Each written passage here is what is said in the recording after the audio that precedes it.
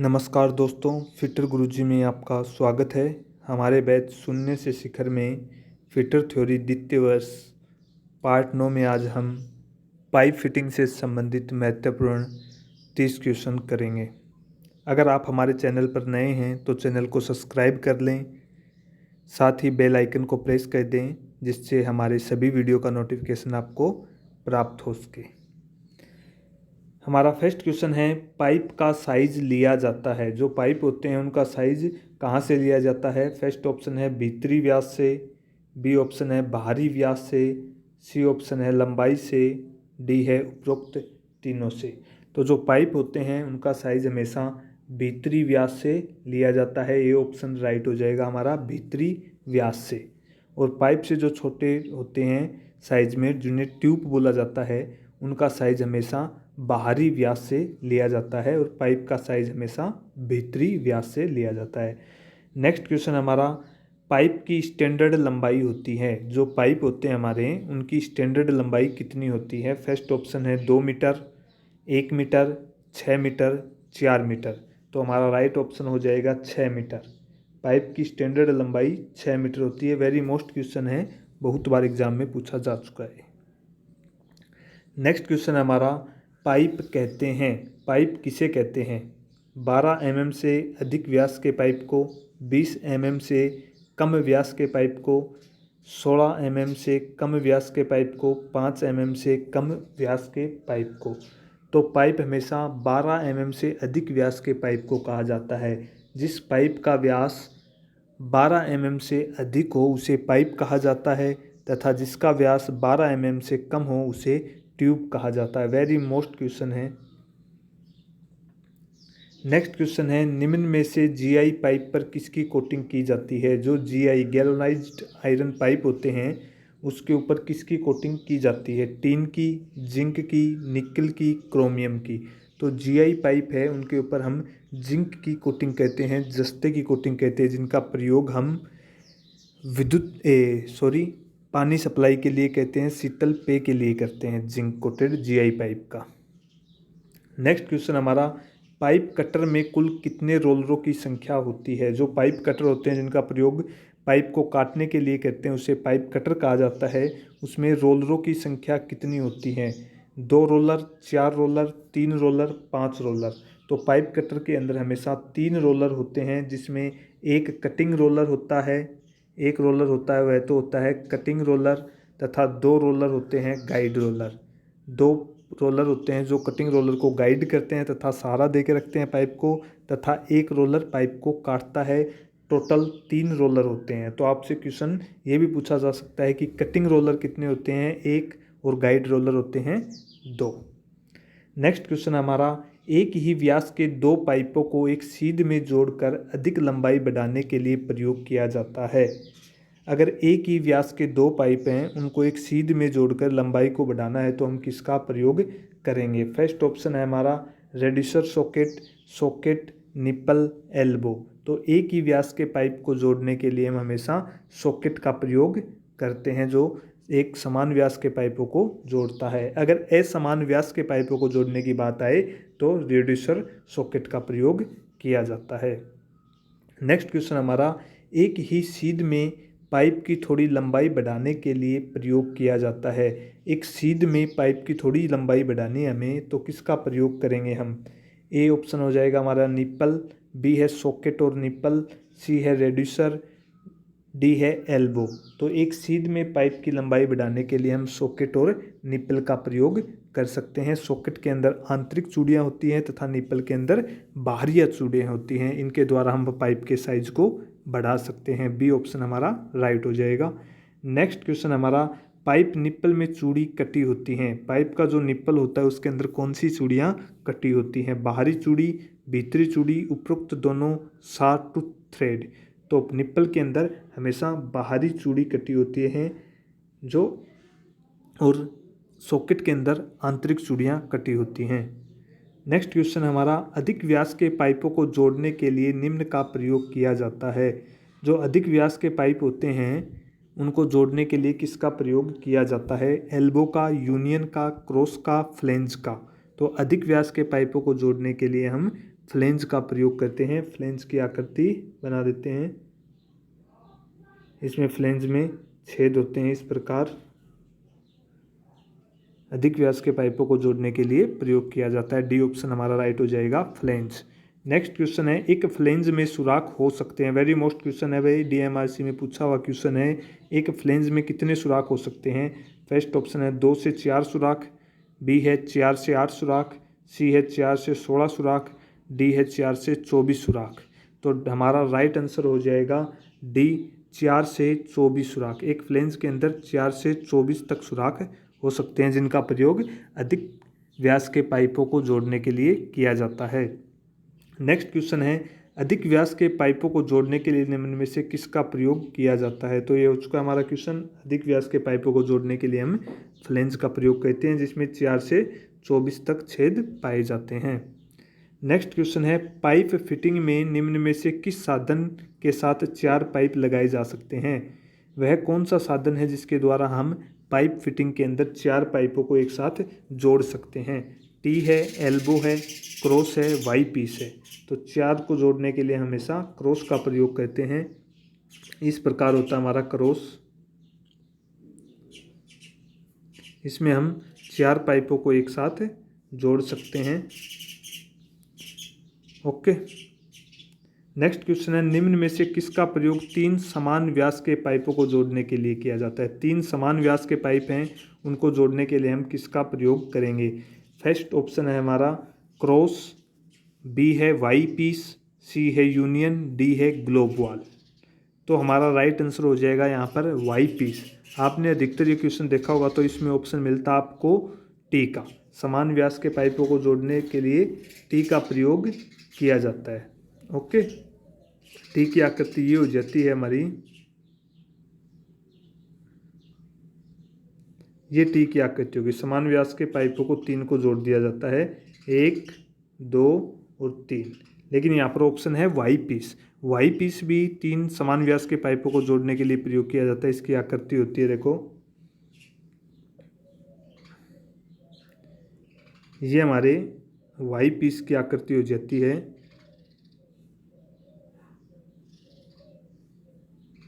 जैसे 1 number, 2 number और 3 number, समान व्यास के 3 पाइप जोड़ सकते हैं हम वाई पीस के द्वारा।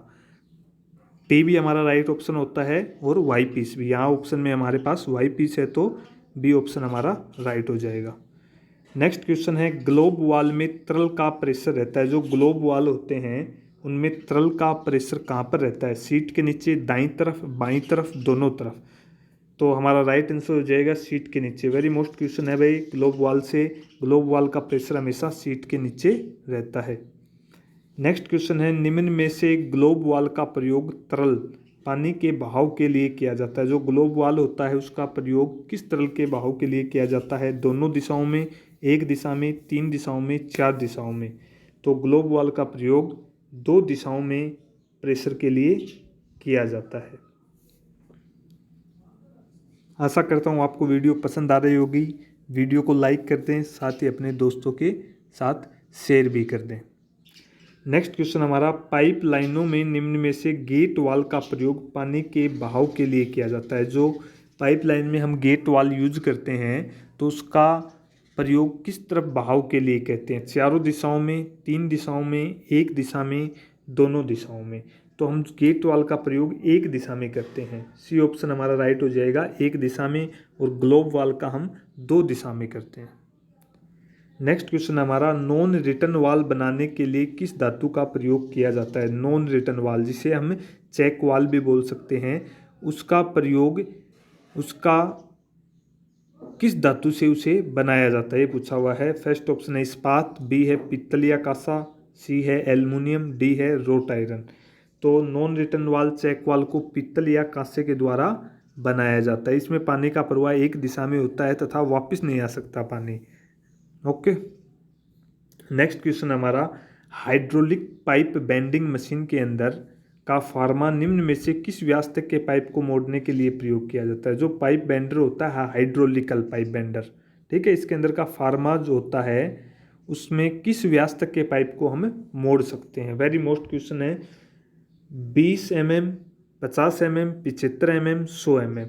तो हम हाइड्रोलिकल पाइप बेंडिंग मशीन के अंदर 75 mm व्यास तक के पाइप को आसानी से मोड़ सकते हैं। नेक्स्ट क्वेश्चन है, पाइप थ्रेड पर सीलिंग कंपाउंड लगाया जाता है। जो पाइप की थ्रेड होती हैं चूड़ियाँ, उनके ऊपर सीलिंग कंपाउंड लगाया जाता है। कब लगाया जाता है? हेम्प पैकिंग के बाद, हेम्प पैकिंग से पहले, हेम्प पैकिंग से पहले तथा बाद में असेंबल होने के बाद। तो पाइप थ्रेड पर जो सीलिंग कंपाउंड लगाया जाता है वह लीकेज को रोकने के लिए लगाया जाता है तथा हेम्प पैकिंग के बाद में लगाया जाता है। तो हमारा ए ऑप्शन राइट हो जाएगा, हेम्प पैकिंग के बाद। नेक्स्ट क्वेश्चन हमारा, टूटी को पूर्ण रूप से बंद कर देने के बाद भी पानी टपकता है, जिसका मुख्य कारण है। कोई टोटी है, नल है, उसको पूर्ण रूप से हमने बंद कर दिया है लेकिन उसके बाद भी पानी टपक रहा है, तो इसका मुख्य कारण क्या है? तो फर्स्ट ऑप्शन हो जाएगा हमारा स्पिंडल का बैंड होना। जो स्पिंडल है उसका वो बैंड हुआ है। स्पिंडल की चूड़ियों का घिस जाना, जो स्पिंडल है उसकी चूड़ियाँ घिस चुकी हैं इसलिए पानी टपक रहा है। सी है वाशर का खराब होना। डी है वाल का स्पिंडल पर ढीला होना। तो अगर टूटी को पूर्ण रूप से बंद कर दिया जाए और फिर भी पानी टपक रहा है तो इसका मुख्य कारण होगा हमारा वाशर का खराब होना। सी ऑप्शन राइट हो जाएगा, वाशर का खराब होना। नेक्स्ट क्वेश्चन हमारा, कारण बताओ टूटी को खोलने वह बंद करते समय वह मुश्किल से घूमती है। कोई टोटी है, उसको खोल रहे हैं या बंद कर रहे हैं तब वह मुश्किल से घूम रही है, अड़चन है उसमें घूमने में, तो उसका क्या कारण है? फर्स्ट ऑप्शन है स्पिंडल की थ्रेड का घिस जाना। बी है वाशर का खराब होना। सी है स्पिंडल का अधिक ढीला होना। डी है स्पिंडल का मुड़ा होना। तो अगर टूटी को खोलने व है बंद करने में मुश्किल होती है तो उसका मुख्य कारण है स्पिंडल का मुड़ा होना, जिसके कारण टूटी पूर्ण रूप से नहीं घूम पा रही है। डी ऑप्शन हमारा राइट हो जाएगा, स्पिंडल का मुड़ा हुआ होना। नेक्स्ट क्वेश्चन है, निम्न में से पाइप थ्रेड का शीर्ष कोण है। वेरी मोस्ट क्वेश्चन है भाई, पाइप थ्रेड के अंदर जो कोण होता है वह कितने डिग्री का होता है? DMRC 2017 में पूछा हुआ क्वेश्चन है। तो पाइप थ्रेड के अंदर 45 डिग्री, 60 डिग्री, 47.5 डिग्री, उपयुक्त में से कोई नहीं। डी ऑप्शन हमारा राइट हो जाएगा, उपयुक्त में से कोई नहीं, क्योंकि पाइप थ्रेड का कोण होता है 55 डिग्री। याद रखना, वेरी मोस्ट क्वेश्चन है, पाइप थ्रेड का कोण 55 डिग्री का होता है। नेक्स्ट क्वेश्चन है, निम्न में से पाइप थ्रेड की कौन सी स्टैंडर्ड फॉर्म है? पाइप थ्रेड के अंदर जो चूड़ियाँ कटी होती है वो कौन से स्टैंडर्ड फॉर्म के अंदर कटी हुई होती हैं? तो यह क्वेश्चन भी DMRC 2017 में पूछा हुआ क्वेश्चन है। फर्स्ट ऑप्शन है BSW thread, BSP thread, BSF thread और BA थ्रेड। तो हमारा राइट आंसर,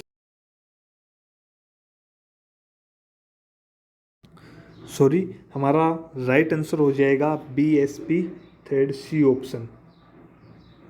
सी ऑप्शन हमारा राइट हो जाएगा, BSP, जिसकी फुल फॉर्म है ब्रिटिश स्टैंडर्ड पाइप थ्रेड, जिसका कोण हमने बताया था 55 डिग्री। दोनों मोस्ट क्वेश्चन है। नेक्स्ट क्वेश्चन हमारा, चित्र में दर्शाया गया सिंबल निम्न में से किसका है? तो पाइप फिटिंग में आपको भाई सिंबल भी याद रखने हैं। सिंबल से भी ITI हो चाहे कंपटीशन एग्जाम हो उसके अंदर क्वेश्चन पूछ लिए जाते हैं।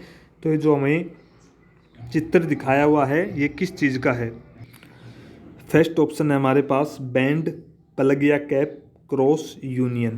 तो ये जो डायग्राम दिखाया हुआ है हमें, ये प्लग या कैप का है। ये जो संकेत चिन्ह है ये प्लग या कैप का है। प्लग और कैप का प्रयोग कहाँ पर किया जाता है? पाइप के अंतिम छोर को बंद करने के लिए। अगर कोई पाइप के अंदर आंतरिक चूड़ियाँ कटी हुई हों तो वहाँ पर प्लग का, ये भी याद रखना, पर पाइप के अंदर आंतरिक चूड़ियाँ हैं तो प्लग का प्रयोग होगा, और पाइप के अंदर बाहरी चूड़ी है तो हम कैप का प्रयोग करेंगे पाइप के अंतिम छोर को बंद करने के लिए। और ये सिंबल भी याद रखना है हमें। नेक्स्ट क्वेश्चन है, चित्र में दर्शाया गया सिंबल निम्न में से किसका है? चित्र में सिंबल दर्शाया गया है, 4 ऑप्शन दिए गए हैं, इनमें से कौन सा है सिंबल, किस चीज़ का है? तो फर्स्ट ऑप्शन हमारे पास T, nipple, cross, reducer, socket. तो राइट आंसर हो जाएगा हमारा रेड्यूसर सॉकेट। ये रेड्यूसर सॉकेट का संकेत चिन्ह है तथा हमें रेड्यूसर सॉकेट का कार्य भी पता होना चाहिए। रेड्यूसर सॉकेट का प्रयोग 2 असमान व्यास के पाइपों को जोड़ने के लिए किया जाता है। डायग्राम बना देते हैं रेड्यूसर सॉकेट का। ये रेड्यूसर सॉकेट का डायग्राम हो गया। इसका प्रयोग 2 असमान व्यास के पाइपों को जोड़ने के लिए किया जाता है। ये बड़ा व्यास हो गया हमारा तथा ये छोटा व्यास। इसमें 2 असमान व्यास के पाइपों को हम जोड़ सकते हैं। 1 नंबर पाइप यहाँ पर लग जाएगा, 2 नंबर यहाँ पर लग जाएगा। डी ऑप्शन हमारा राइट हो जाएगा, रेड्यूसर सॉकेट। नेक्स्ट क्वेश्चन हमारा, चित्र में दर्शाया गया सिंबल निम्न में से किसका है। चित्र में एक सिंबल दर्शाया हुआ है, उसका बताना हमें किस चीज़ का है। फर्स्ट ऑप्शन है सॉकेट, बी है टी जॉइंट, सी है एल्बो जॉइंट, डी है निप्पल जॉइंट। तो हमारा राइट आंसर हो जाएगा socket, A option socket. Socket का संकेत चिन्ह है। सॉकेट का क्या कार्य है, समान व्यास के पाइपों को जोड़ना। ओके, नेक्स्ट क्वेश्चन हमारा, चित्र में दर्शाया गया सिंबल निम्न में से किसका है। चित्र में एक सिंबल दर्शाया गया है जो सॉकेट से मिलता जुलता हुआ है। सॉकेट का सिंबल क्या था हमारा, सॉकेट के अंदर एक सीधी रेखा है और एक बीच में रेखा है, ये सॉकेट का चिन्ह था। और इसके अंदर क्या है, 2 साइड में छोटी रेखाएं और है। ये चिन्ह हमें बताना है कि किस चीज़ का। फर्स्ट ऑप्शन है टी, बी है बैंड, सी है यूनियन, डी है निप्पल। तो हमारा राइट आंसर हो जाएगा यूनियन, सी ऑप्शन यूनियन है हमारा ये। नेक्स्ट क्वेश्चन हमारा, वाटर पाइपलाइन को बार बार खोलने कसने के लिए कौन सा पार्ट प्रयोग में किया जाता है। कोई वाटर की पाइपलाइन है, उसको बार बार खोलने वह कसने के लिए कौन सा पार्ट प्रयोग में लिया जाता है। फर्स्ट ऑप्शन है क्रॉस, बी है कॉक, सी है यूनियन, डी है वाल। तो बार बार खोलने वह कसने के लिए हम यूनियन का प्रयोग करते हैं, सी ऑप्शन हमारा राइट हो जाएगा यूनियन। नेक्स्ट क्वेश्चन हमारा, वाटर पाइप के पानी का प्रेशर बढ़ाने के लिए क्या प्रयोग करेंगे। वाटर पाइप लाइन है, उसमें पानी का प्रेशर बढ़ाना है, हमें पानी का प्रेशर कम है उसको बढ़ाना है, तो उसके लिए हम क्या प्रयोग करेंगे। फर्स्ट ऑप्शन हमारे पास क्रॉस, बी है रेड्यूसर, सी है बैंड, डी है यूनियन। तो वाटर पाइप लाइन का प्रेशर बढ़ाने के लिए हम रेड्यूसर का प्रयोग करेंगे, क्योंकि इसमें 2 अलग अलग व्यास होते हैं। जिस प्रकार जैसे हमारा कोई पाइप ये है, ये हमारी यूनियन हो गई, यहाँ पर बड़ा व्यास लगा देंगे और आगे छोटा व्यास। तो बड़े व्यास में अधिक पानी आएगा तो छोटे में प्रेशर के साथ निकलेगा पानी। तो प्रेशर बढ़ाने के लिए हम रेड्यूसर का प्रयोग करते हैं। नेक्स्ट क्वेश्चन हमारा, बिजली की वायरिंग में कौन सा पाइप प्रयोग किया जाता है। जो बिजली फिटिंग की वायरिंग है, जो अंडरग्राउंड की जाती है दीवारों के अंदर, वहाँ पर कौन सा पाइप प्रयोग में लिया जाता है। फर्स्ट ऑप्शन है होज पाइप, बी है आरसीसी, सी है कंड्यूट पाइप, डी है जीआई पाइप। तो बिजली वायरिंग के लिए हम हमेशा कंड्यूट पाइप का प्रयोग करते हैं। ओके, नेक्स्ट क्वेश्चन हमारा, फायर ब्रिगेड के द्वारा कौन सा पाइप प्रयोग किया जाता है। जो फायर ब्रिगेड की गाड़ियां होती हैं जो आग बुझाने का कार्य करती हैं, उनके अंदर कौन सा पाइप प्रयोग में लिया जाता है। ए ऑप्शन है कैनवास पाइप, बी है ब्रश पाइप, सी है जीआई पाइप, डी है होज पाइप। तो फायर ब्रिगेड के अंदर हमेशा कैनवास पाइप का प्रयोग किया जाता है, ए ऑप्शन हमारा राइट हो जाएगा, कैनवास पाइप। इस प्रकार हमारे 30 क्वेश्चन पूरे होते हैं। आशा करता हूँ आपको वीडियो पसंद आई होगी। वीडियो को लाइक कीजिए, शेयर कीजिए। धन्यवाद।